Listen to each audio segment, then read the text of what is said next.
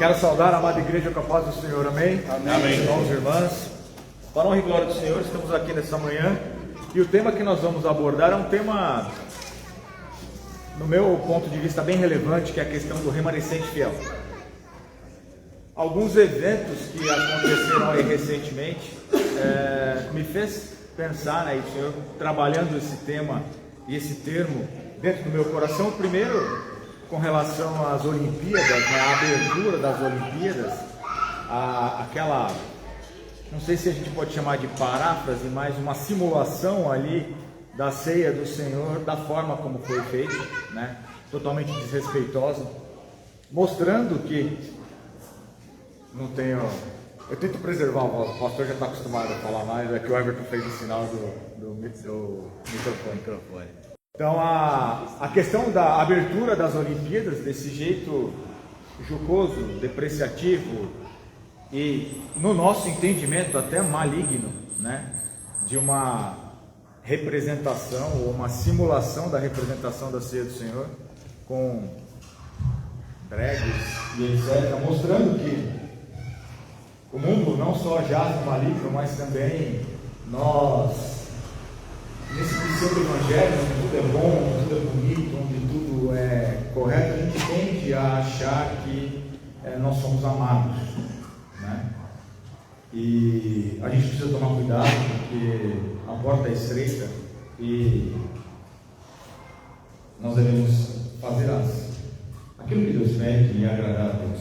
Mas também, um outro vídeo que eu fui impactado, que aí fala das mazelas internas. Inclusive o pastor colocou esse vídeo ontem no grupo dos avisos, se não me engano é Priscila, né, o nome dela, e eu já tinha sido impactado por esse vídeo antes, e sobretudo no final, que internamente a gente fala muito de avivamento, de mudança, de uma série de outras coisas, que isso tudo obviamente é necessário, mas talvez nós precisamos fazer como fizeram os reformadores, né? Voltar para a palavra. Então o avivamento ele acontece sim, Deus continua agindo sim, as igrejas elas vão à medida da vontade de Deus se enchendo mais da forma correta, que é mergulhando na palavra novamente. Então as Sagradas Escrituras nos falam dos falsos mestres, dos falsos ensinos, de tudo aquilo que pode e que desvia, né, o homem ou a mulher ali do caminho do Senhor. Então por isso é importante, mais do que nunca, nós trabalharmos e entendermos esse conceito do remanescente fiel. Daqueles que no Antigo Testamento, né, quando o texto fala e a gente vai ler, na verdade no Novo Testamento que Paulo faz menção, né, aos 7.000 que não dobraram os seus joelhos a Baal. Então nós vamos falar de alguns pontos importantes e interessantes que eu e você devemos observar sempre, para que nós não só impactemos da forma que Deus quer a cultura ao qual nós estamos inseridos, que o próprio Cristo Jesus, nosso Senhor Salvador, fala, né? Não peço que nos tire do mundo, mas o livre do mal. Então há uma missão minha e tua de impactar a cultura, trazendo a cultura do reino de Deus para a nossa volta. Mas que nós também não fiquemos iludidos no sentido de achar que vamos ser amados e que o cristianismo é aceito, porque não é. É algo seletivo. É algo que o Senhor vai chamar aqueles que desejam, e nós somos instrumentos do sal da terra para poder impactar a nossa cultura. Vou falar um pouquinho também de algumas partes, né, dentro da nossa fala do livro do Michael Orton, O Cristão e a Cultura, da editora Cultura Cristã, a Casa Editora Presbiteriana, que é da linha da Presbiteriana do Brasil. Mas é isso, nós vamos mergulhar com relação ao conceito de remanescente fiel. Abra sua Bíblia, meu irmão e minha irmã. Nós vamos ler dois textos. O primeiro no Antigo Testamento, que ele se encontra em Isaías 10, versículos de 20 a 22. Diz assim a palavra do meu e do teu Deus: acontecerá naquele dia que os restantes de Israel e os da casa de Jacó, que se tiverem salvado, nunca mais se estribarão naquele que os feriu, mas com efeito se estribarão no Senhor, o Santo de Israel. Os restantes se converterão ao Deus forte, sim, os restantes de Jacó. Porque ainda que o teu povo, ó Israel, seja como a areia do mar, o restante se converterá, destruição será determinada, transbordante de justiça. Palavras do Senhor. O outro texto, meu irmão e minha irmã, que eu convido a abrir a sua Bíblia, é em Romanos 11, versículos 5 e 6. Os irmãos vão encontrar? Amém. Diz assim a palavra do Senhor. Assim, pois, também agora, no tempo de hoje, sobrevive um remanescente segundo a eleição da graça. E se é pela graça, já não é pelas obras, do contrário, a graça já não é graça. Palavras do Senhor. Amém. Amados, introduzindo então o tema, o conceito de remanescente fiel, ele nos ensina que no momento em que vivemos, que são tempos de apostasia ou um afastamento generalizado de Deus, sempre há um grupo que permanece fiel ao Senhor. Este tema é encontrado, como nós lemos, tanto no Antigo Testamento quanto no Novo Testamento, e é extremamente relevante para mim e para você nos dias de hoje, pois enfrentamos desafios culturais que testam não só a nossa fé, mas sobretudo a nossa lealdade ao Senhor. Quando a gente fala então de o remanescente fiel na Bíblia, nós temos ali no Antigo Testamento, como nós lemos em Isaías, que vai dizer, ele fala de um pequeno grupo de israelitas que voltará para Deus após o julgamento. Então eu e você devemos manter essa constância, como foi falado aqui há pouco pela manhã pelo presbítero Milton, essa perseverança de que caminhando nos caminhos do Senhor, nós possamos estar dentro deste grupo que é o remanescente fiel. Mas no Novo Testamento também, Paulo vai escrever sobre esse remanescente escolhido pela graça. E a gente lembra daquele versículo que pela graça sois salvos mediante a fé, mas isso não é de vós, mas é dom de Deus. Então assim, o Senhor sempre vindo ao nosso encontro, no sentido de estender a sua misericórdia e a sua graça, para que nós fôssemos aí enxertados como filhos de Deus, mediante o sacrifício de Cristo Jesus. Então, quais são as características do remanescente fiel? Olhando aqui com relação a esse termo, nós temos três características que eu gostaria de trabalhar com os irmãos nessa manhã do remanescente fiel. Depois nós vamos falar dos desafios, da cultura, de tudo que envolve esse termo. O primeiro, então, é a questão da própria fidelidade. Mesmo quando muitos se afastam de Deus, o remanescente permanece leal. E aí a gente lembra dos 70 anos de cativeiro, quando o povo, de uma forma animada, entre aspas, achava que ia ser um curto período, e Deus então, através dos profetas, falou: vocês vão se dar em casamento, vão trabalhar, vão construir, porque vai ser um período longo, ou seja, vocês vão ter ali contato e viver dentro de uma outra cultura diferente, tendo que preservar a sua cultura e religião, mas vai ser por um longo período. Da mesma forma, eu e você hoje, nós estamos inseridos numa cultura, ou em culturas que são muitas vezes avessa às coisas de Deus. Mas, assim como o povo lá no passado, assim como lá no deserto, aqueles que não murmuraram e que ficaram 40 anos ali andando, até que a geração murmuradora fosse desmada mas assim, tivesse morrido, e a nova geração, a geração com fé, crendo em Deus e nas maravilhas dele, tomasse posse da terra, eu e você temos que ter essa fidelidade no dia a dia para com o nosso Deus, porque o nosso Deus, ele sempre é e permanecerá fiel a nós. Os inconstantes dessa relação somos eu e você, que muitas vezes passeamos dentro ou fora dos caminhos do Senhor. Mas um outro ponto importante do remanescente fiel, e uma característica, é justamente o que? O arrependimento. E aí eu sempre trago à memória, quando a gente fala de arrependimento, 2 Crônicas 7,14, Se o povo que se chama pelo meu nome se humilhar e me buscar e se converter dos seus maus caminhos, aí Deus, né, se compadecerá de nós, sarará a nossa terra e fará aquilo que Ele deseja para conosco. Ou seja, se eu e você somos remanescentes fiéis do nosso Deus, não existe um remanescente fiel se ele não estiver constantemente em arrependimento ao Senhor. E aí, quando a gente fala de arrependimento também, a gente lembra das condutas, né, de Davi e Saul.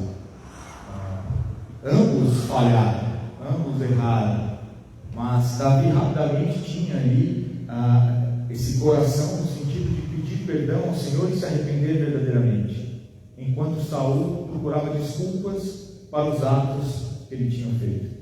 Então, o remanescente fiel ele não busca desculpas pelos atos que fez ou não fez, mas sim um coração arrependido ao Senhor, para que Deus continue trabalhando em nós. E o importante não tem, se nós não confiarmos em Deus, em vez de confiar nas nossas próprias forças ou na cultura ao redor, nós vamos trabalhar ali nos desafios culturais que muitas vezes nós estamos ali mergulhados, ou o mundo está mergulhado no materialismo, né, no confiar dos bens, do dinheiro e de tudo que eles têm material, mas se esquecem totalmente de Deus.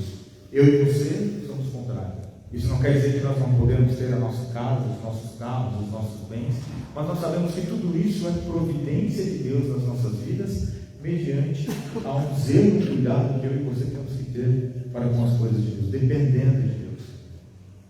E aí, quando a gente depende de Deus, a gente chega talvez próximo, porque chegar perto ou ser igual a Paulo, creio que é muito difícil. Por isso que eu quero ser vizinho de quarto dele. Exatamente. Mas saber, quando Paulo fala, né? Bem sei viver com pouco quanto com muito.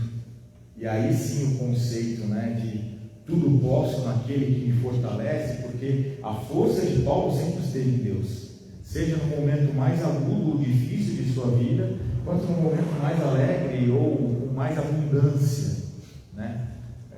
A cultura que nós vamos falar deturpa isso, né? Tudo posso naquele que me fortalece, como se a gente pudesse, com todo respeito, né, subir num trator, ligar ele e sair atropelando todo mundo, porque tudo posso naquele que me fortalece. Não é esse o conceito de Paulo quando diz isso.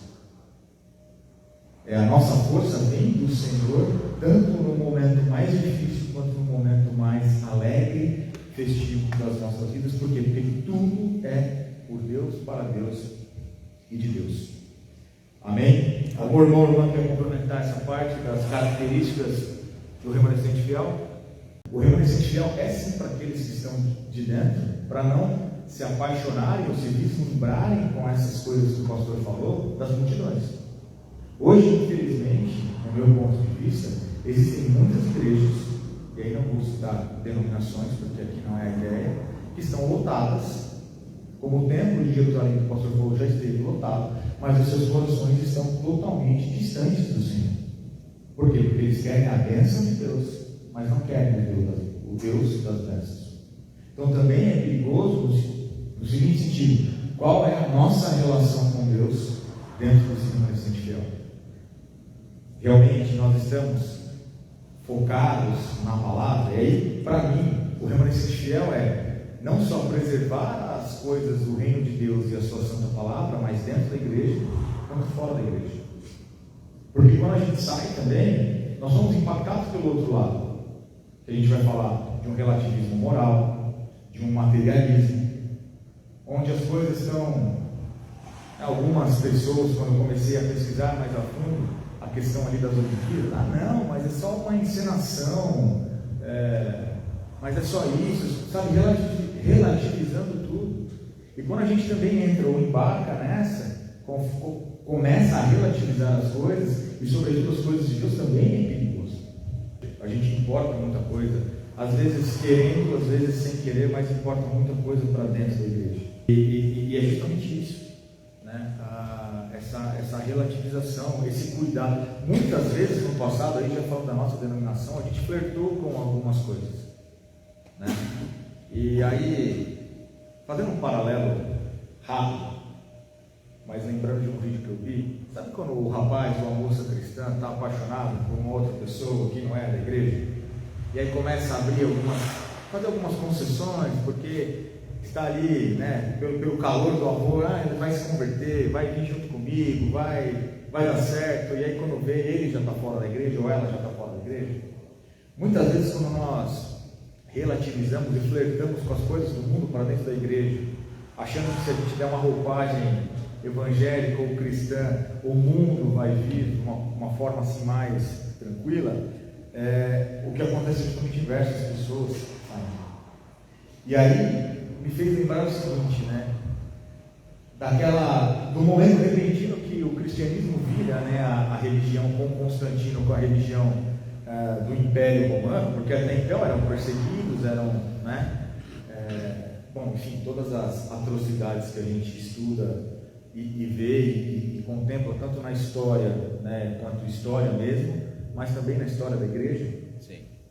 E aí hoje a gente vive um Constantino às avessas, né? Porque o que acontece? Com Constantino, muitos que não eram cristãos, poxa, agora a religião oficial é o cristianismo, eu sou cristão.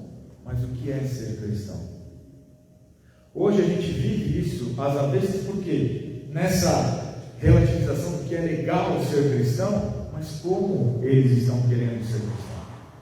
Baseado na palavra, fundamentados em Deus e na sua presença, ou nesse relativismo do tipo, né, Deus ama a gente do jeito que a gente vem e a gente não precisa mudar?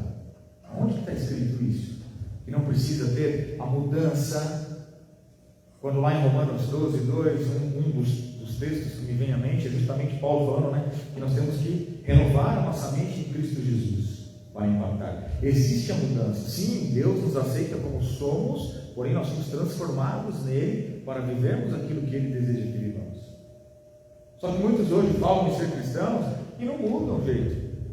Ou pior, hoje a gente vê cultos com balada, com música eletrônica, com uma série de outras coisas, as pessoas pulando, bebendo.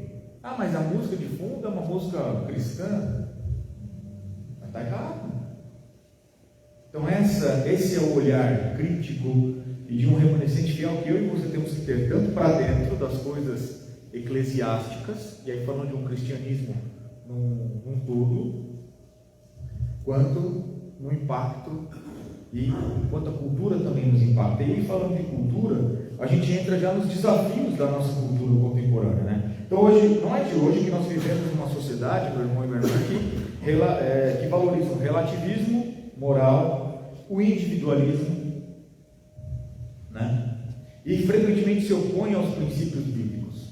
A gente vê constantemente, sejam em novelas, em filmes, na política, em qualquer canto, né? Um cutucar, entre aspas, no sentido de falar mal de Deus, das Sagradas Escrituras e do cristão.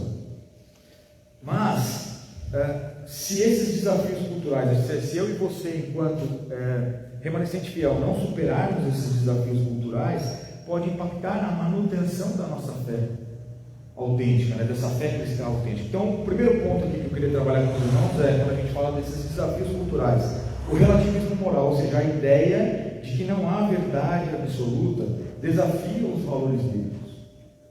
E aí eu lembro de um trecho do livro de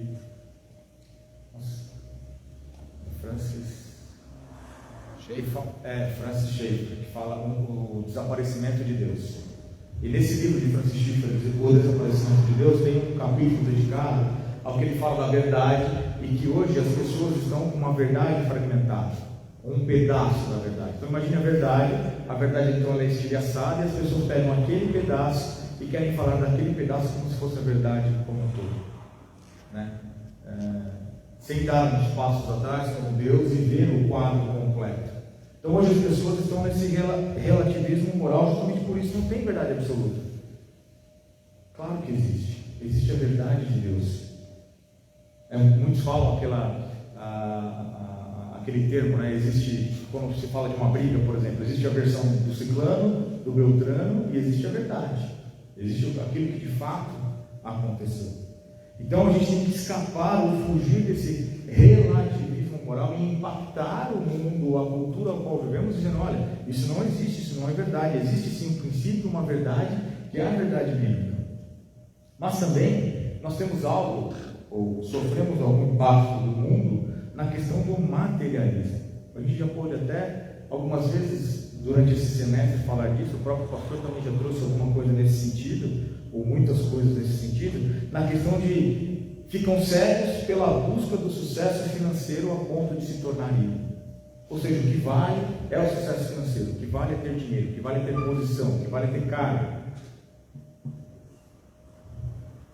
E a ponto de se tornar ídolo. Tanto é que a palavra nos fala, né, do Deus Mamon, né, que é o Deus da riqueza, o Deus pagão, obviamente, né, mas concorre ao ponto de deixar as coisas de Deus de lado, ou ignorar as coisas de Deus, ou então se colocar, né, numa posição de que eu mereço mesmo, eu sou bom. Alguns até extrapolam e falam aí um palavrão, mas sem reconhecer Deus em suas vidas. E o próprio secularismo, que é justamente a exclusão de Deus da esfera pública e da vida cotidiana. Então as coisas vão caminhando de tal maneira que Deus existe para que Deus exclui Deus de todas as coisas. E eu queria fazer duas perguntas aqui para os irmãos, aqueles que obviamente quiserem responder. Como esses desafios, meus irmãos, né, o relativismo moral, materialismo e secularismo, impactam ou afetam a nossa fé na prática diária?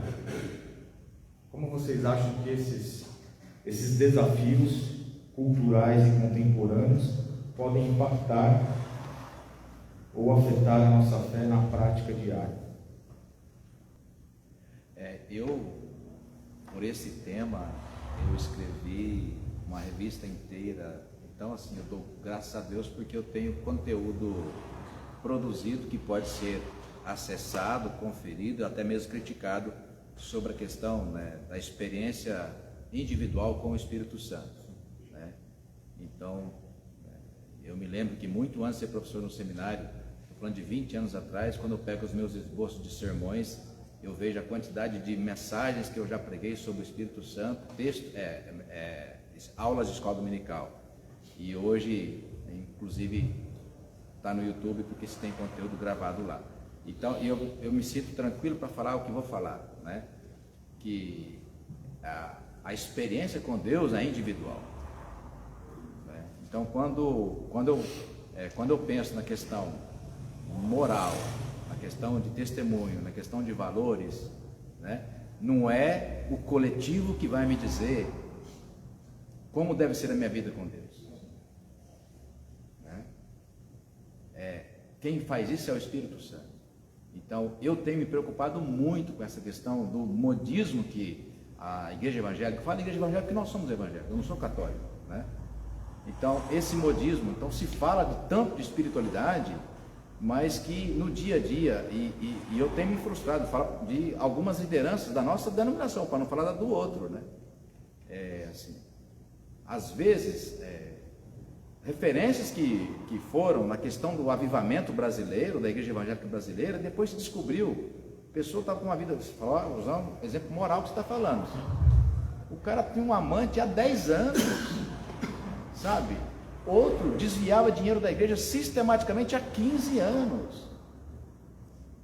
Então eu entro em pânico com isso, porque como é que pode o Espírito Santo não convencer esse crente dos valores morais, sabe? Então eu tenho dito também mesmo há muitos anos, se o Espírito Santo não convencer o crente da vida moral, não é a igreja que vai convencer, sabe?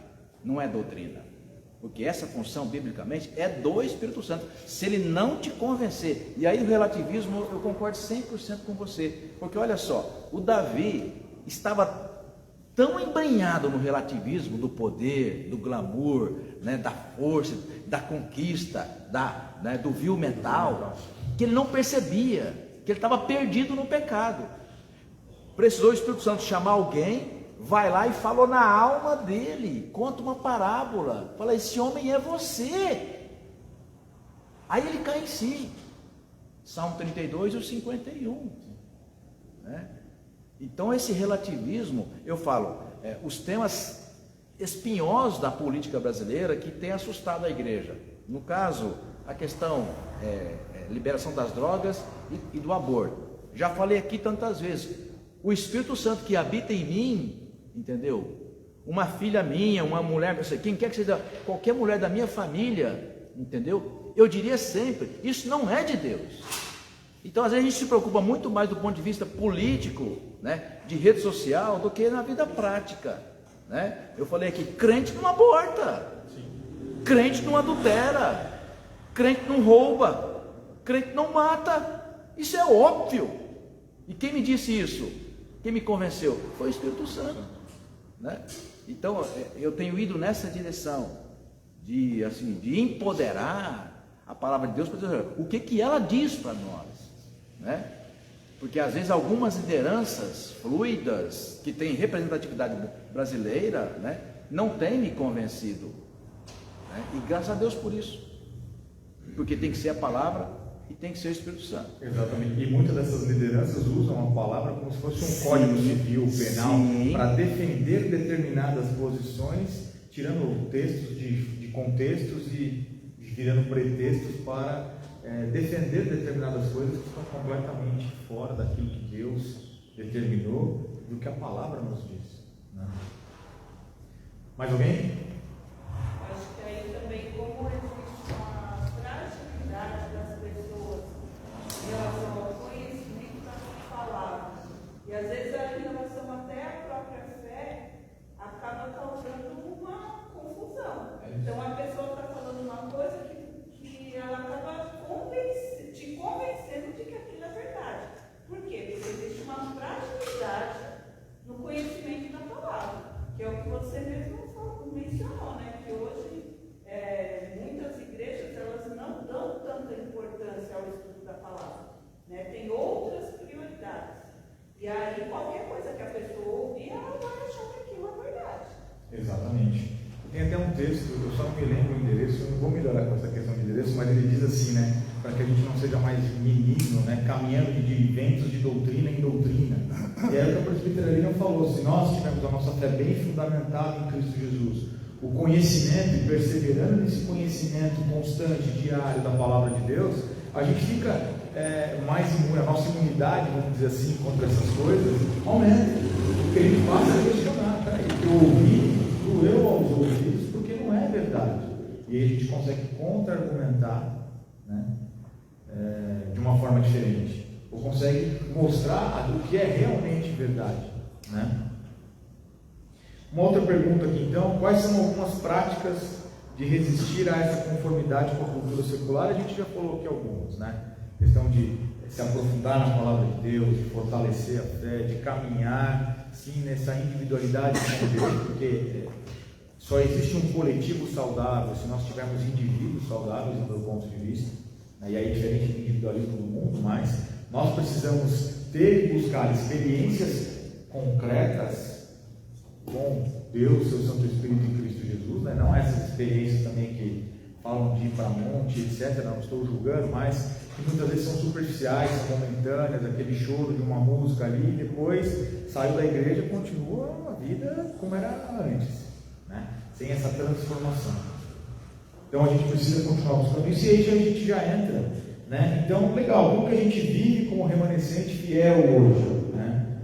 Eu quero pedir que o irmão e a irmã abra a sua Bíblia, um pouquinho mais para frente, se vocês ficaram em Romanos 11, em Romanos 12, 2, texto conhecidíssimo nosso.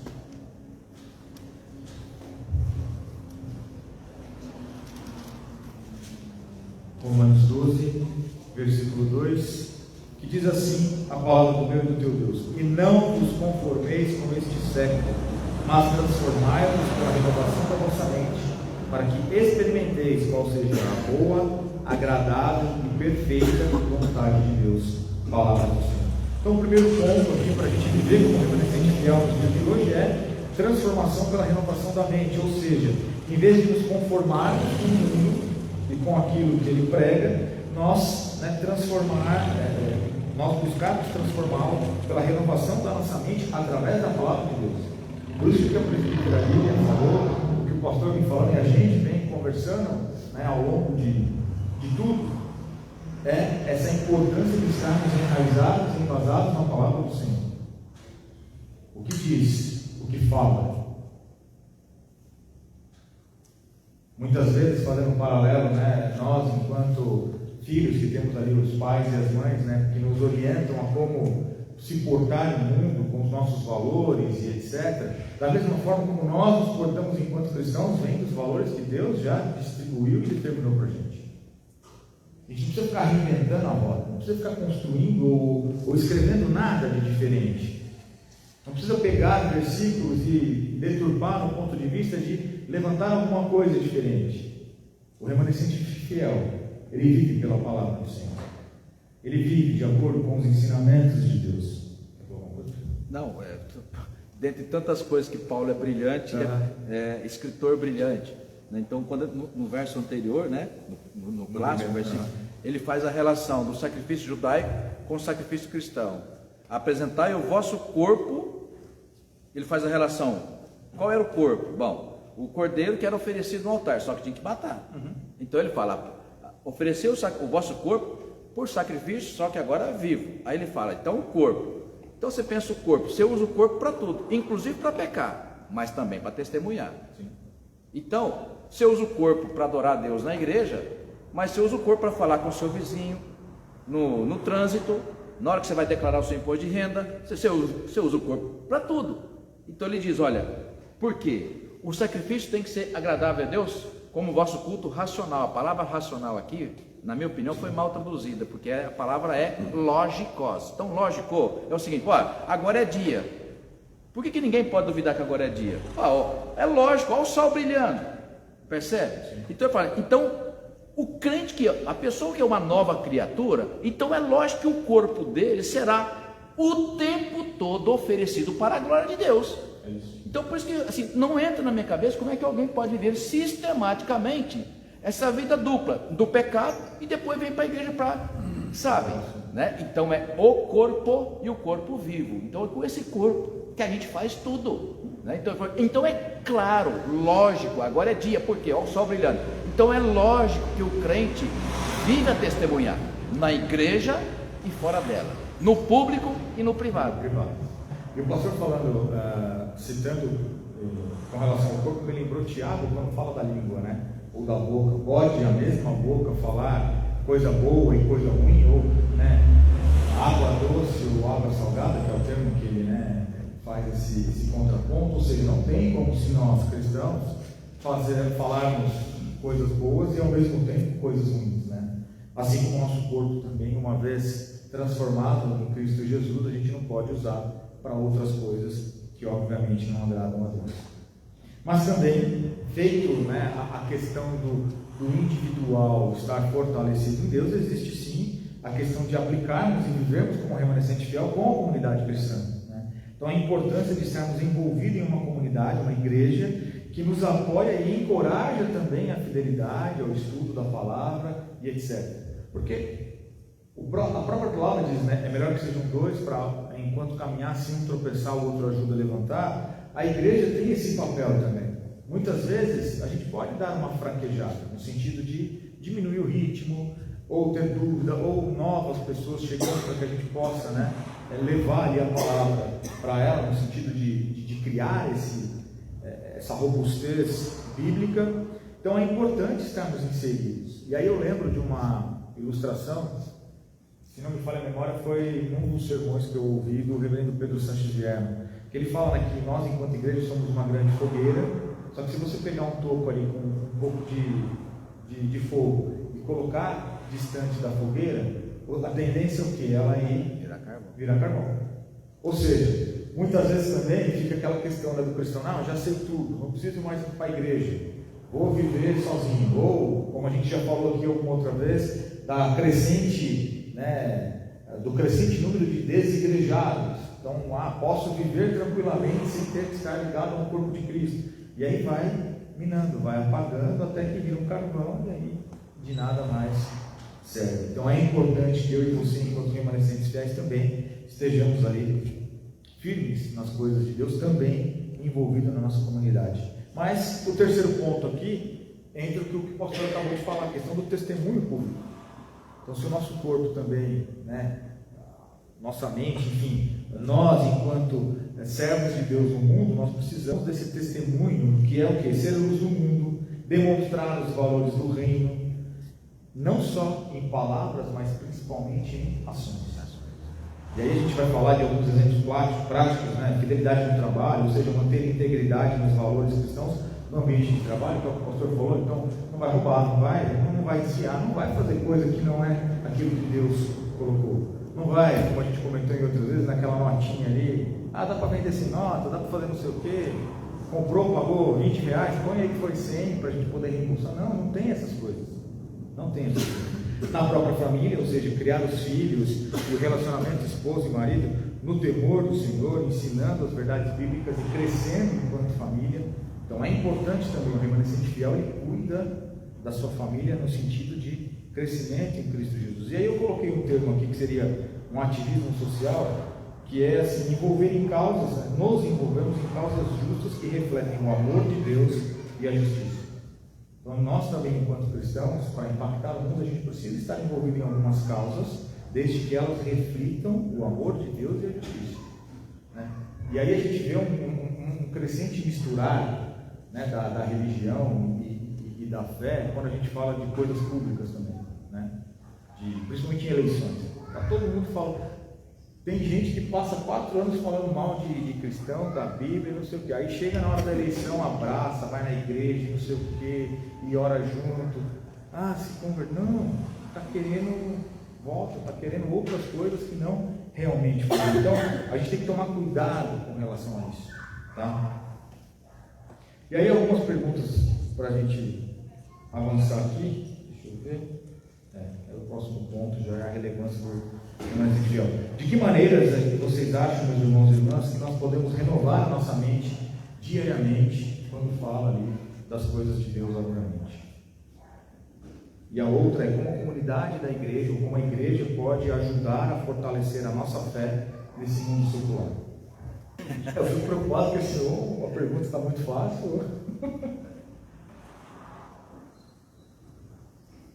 Ninguém? Não? Então, seguindo aqui para o último ponto, amados, a relevância do remanescente fiel na cultura atual. E aí a gente tem que trabalhar alguns pontos importantes. Abra a sua Bíblia, meu irmão e minha irmã, um texto clássico conhecido nosso, 1 Pedro 2:9. Vós, porém, sois raça eleita, sacerdócio real, nação santa, povo de propriedade exclusiva de Deus, a fim de proclamardes as virtudes daquele que vos chamou das trevas para a sua maravilhosa luz. Palavras do Senhor. Então, como que nós nos tornamos relevantes, então, enquanto remanescente fiel, dentro da cultura atual? Então, primeiro, sermos sacerdócio real. Então, como cristãos, eu e você somos chamados a ser um povo escolhido, né? Porque aí o versículo 10 vem dizendo isso, né? Vós sim que antes não erais povo, mas agora sois povo de Deus, que não tinhais alcançado a misericórdia, mas agora alcançastes misericórdia. Então, como sacerdócio real, nós cristãos somos chamados a ser esse povo escolhido, né? Nação santa, propriedade exclusiva de Deus. E aí eu já trazendo um pouco dessa questão, eu fiz aquela comparação da embaixada. Então, se você tem, por exemplo, a embaixada dos Estados Unidos aqui no Brasil, e nós entrarmos na embaixada, os costumes, as comidas, tudo que envolve ali, refletem a cultura daquele país. Assim como a embaixada brasileira em um outro país vai refletir os nossos costumes, cultura, culinária e etc. Então, eu e você, uma vez embaixadores do reino de Deus aqui na terra, nós precisamos refletir esta cultura. Refletir o que Deus deseja, refletir, né, tudo o que Deus quer que aconteça. E aí o texto diz, né, seguindo, proclamando as virtudes, então mostrar as virtudes daquele que nos chamou das trevas para a sua maravilhosa luz. Por isso que nós não devemos nos misturar no sentido de que o reino ainda vai vir com Cristo Jesus. Não, já é. Ainda tudo bem que tem, só falando de reino de Deus, tem uma coisa bem legal de estudar aqui, porque tem a parte do já é, do vai ser, etc. É um tema muito mais profundo, mas com a vinda de Cristo, já instituiu o reino. A concretização vai ser no retorno dele, mas como o Everton bem lembrou, o conceito de embaixada também é esse. Uma vez transformados por Deus, aonde nós estamos, é reino de Deus. Os nossos valores, a nossa cultura, tudo aquilo que nós vivemos, tem que estar pautado e refletir as coisas de Deus nas nossas vidas. E a própria palavra diz, né? Muitos falarão, mas Senhor, Mateus 7. Fiz isso, expulsei demônios, etc. E o que vão ouvir é: aparta-vos de mim, porque não nos conheço. Então, aí entra, né? Tão importante conhecer a Deus, ou tão importante quanto conhecer a Deus, é ser Conhecido de Deus. por Deus. A gente precisa ser conhecido por Deus. E aí, só para fechar, amados, alguns exemplos, né, dessa relevância do remanescente fiel. A gente encontra e lembra muito bem Daniel, que não se contaminou com as coisas ali do mundo, desde iguarias, né? Imagina, muitos hoje fazem justamente o oposto, né? No momento de escravidão, vai para o palácio e fala: vou estar escravo, mas eu estou aqui no bom e no melhor. Não, peraí, não é aquilo que Deus tinha determinado. E ele então vive tudo isso. Depois a gente vai ver também quando, né, elevam ali a estátua para adorarem ao rei, e ele: não vou me prostrar, porque a adoração é somente a Deus. Depois proíbe a oração, ele continua orando, ou seja, ele não se deixa impactar, porque as pessoas estavam à volta ali: ah não, vamos testar Daniel, uma hora ele vai cair, uma hora ele vai ceder, até que Deus mostra, ou dá uma das demonstrações das várias que Deus deu do poder, livrando da fornalha, livrando o próprio Daniel da cova dos leões. E também, amados, a gente tem os primeiros cristãos que viviam como remanescentes fiéis em meio à perseguição e à oposição cultural, né? Então, finalizando e concluindo, né, ser parte do remanescente fiel não é apenas uma chamada à perseverança pessoal, mas um convite a influenciar positivamente a cultura ao nosso redor. Em meio a uma sociedade que muitas vezes se opõe aos valores cristãos, somos chamados a ser luz e sal, refletindo a glória de Deus através da nossa fidelidade. Amém? Amém. Que Deus assim nos abençoe.